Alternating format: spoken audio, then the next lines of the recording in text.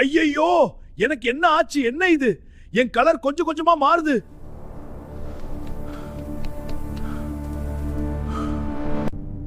அம்மா, அம்மா, என் கலர் மாறுது. இங்க பாருங்க.